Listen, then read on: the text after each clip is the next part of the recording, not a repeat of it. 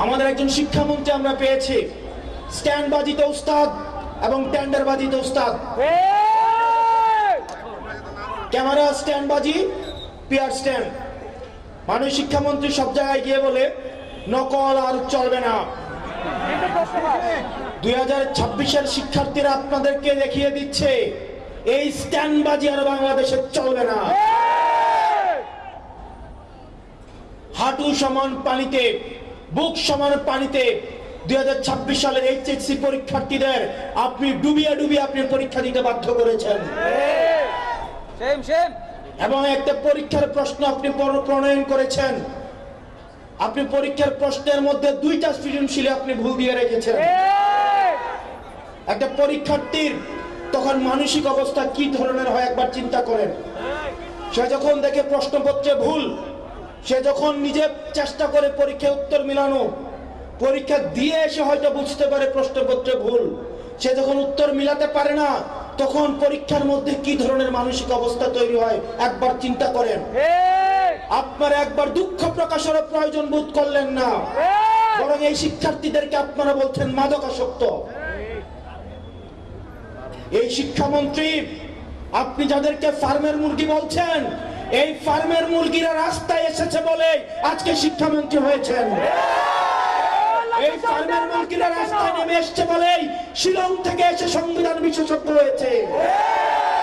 এই ফার্মের মুরগিরা রাস্তায় এসেছে বলেই আজকে লন্ডন থেকে এসে বাংলাদেশের প্রধানমন্ত্রিত্ব করছে। শিক্ষামন্ত্রীকে বলবো, শিক্ষার্থীরা গিনিপিগ নয়, শিক্ষার্থীদেরকে নিয়ে এক্সপেরিমেন্ট বন্ধ করুন।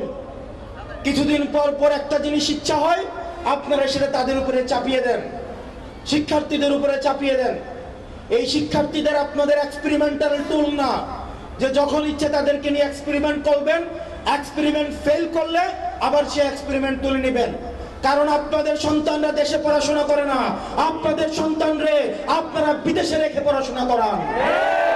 পরের সন্তানদেরকে রাস্তায় রেখে রাজনীতি করাবেন, পরের সন্তানের ভবিষ্যৎকে নষ্ট করবেন, পরের সন্তানদেরকে নিয়ে এক্সপেরিমেন্ট করবেন।